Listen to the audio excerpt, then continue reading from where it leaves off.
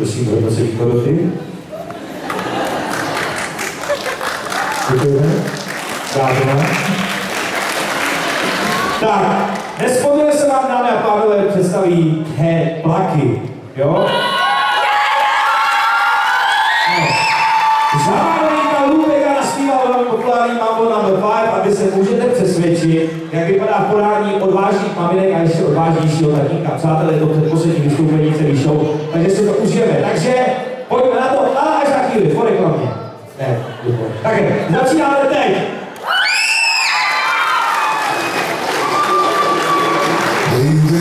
This is Mambo No. 5.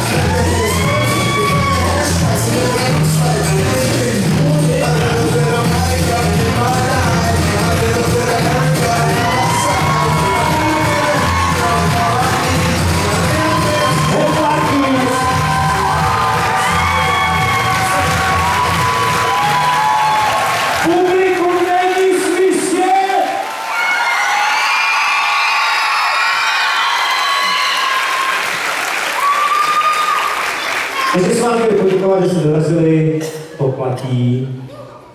To, že tady máte lidi, kteří máte rádi, to taky platí.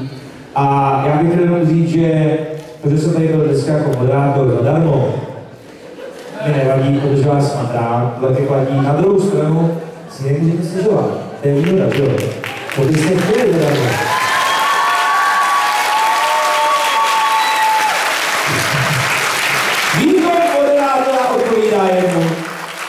Honoráři, tak já.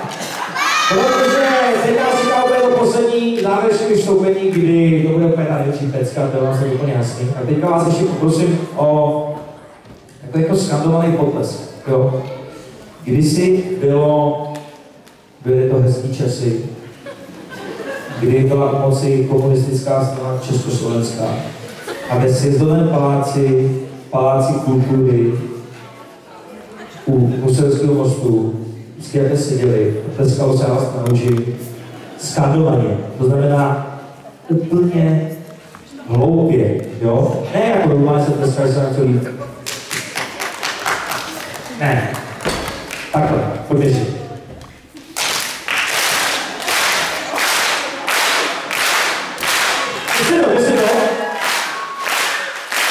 Naše show se blíží ke konci. V roce 2005 tanečný soubor Clash vystoupil společně s Calypsem v Chess Aréně. Tehdy to byla společná choreografie na písničku I Believe z filmu Honey. Stejnou písničku si soubor vybral i na závěr dnešního vystoupení. Jejich hodně tancují, s vás jsou tancují 20 let, takže Clash!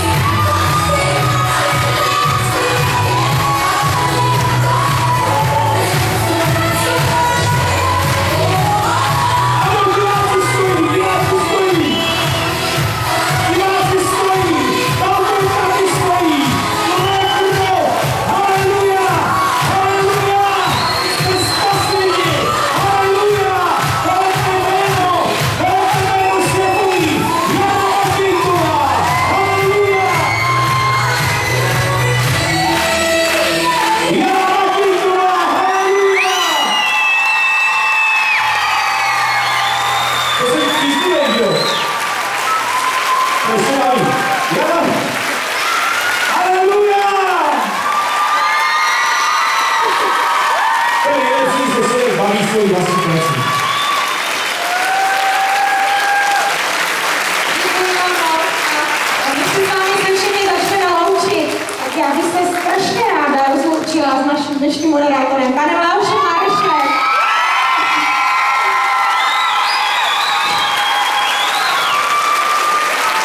Děkuji moc. Dávám malý dáreček a něco na věčnou památku. Přátelé, chápete to? Tohle je správný dárek, tohle je správný dárek. Podívejte se, co mi dali.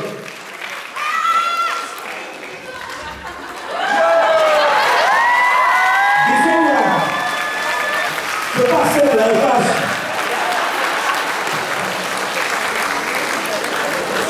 Děkuji, ať je vlastně.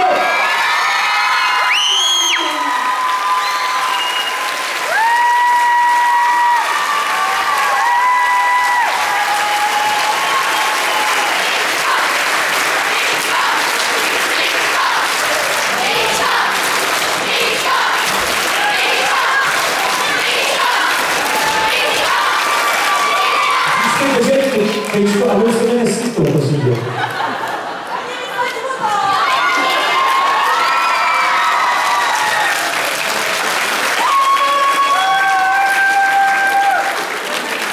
Holky, nemusím se osvítat to líbí, ne?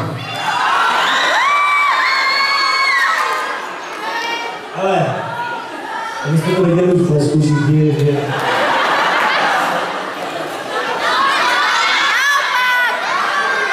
Cože?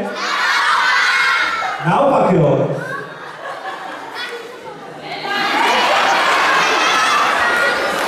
Já vím, to dělám asi.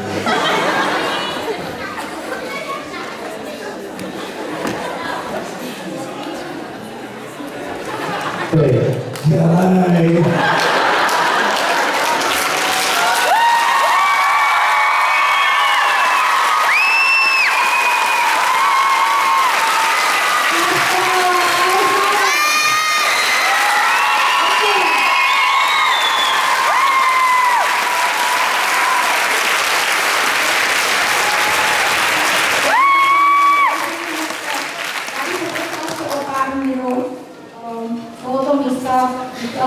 Několika lidem a je to pro mě těžké, protože tam jsme na krajičku a snad to zvládnu.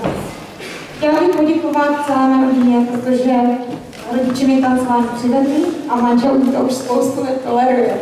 Děkuji.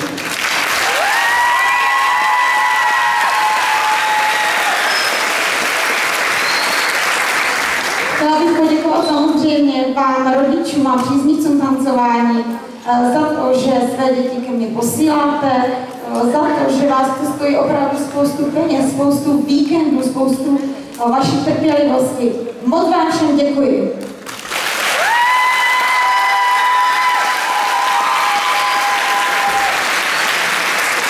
Chtěla bych poděkovat samozřejmě našemu druhému domovu, a to je středisko volného času Mejda, kdysi Dům dětí a mládeže, protože nás pod svými křídly už drží celých 20 let, trénuje se nám tam skvěle a vždycky to bylo pro nás skvělé zázemí.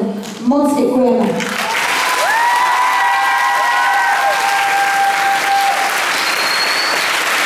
No a samozřejmě obrovský dík patří vám, tanečníkům. Vám minulým i vám, kteří tancujete teď v současnosti.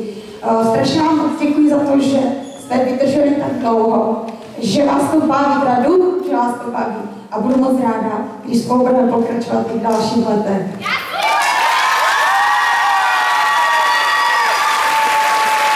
A protože některé z vás s námi tancují už opravdu hodně dlouho, tak bych k těm 20 vám chtěla předat malý dáreček a poprosím své sličné asistentky. Nevím, jestli to odhadnu přesně na léta, ale snad se mi to podaří. Ale jsou tady tanečnice, které s námi tancují už 11 let. Jsou to Iva a Lucka Šulcovi, prosím, pojďte za mnou.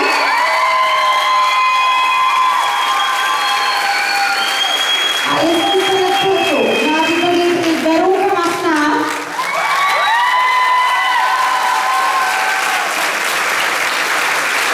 A měla by to být i Lucka Šantručková.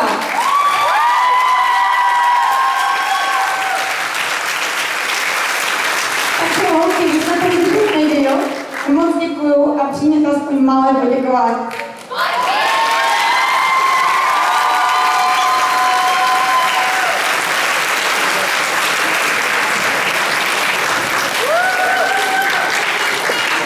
Tak, děkuji.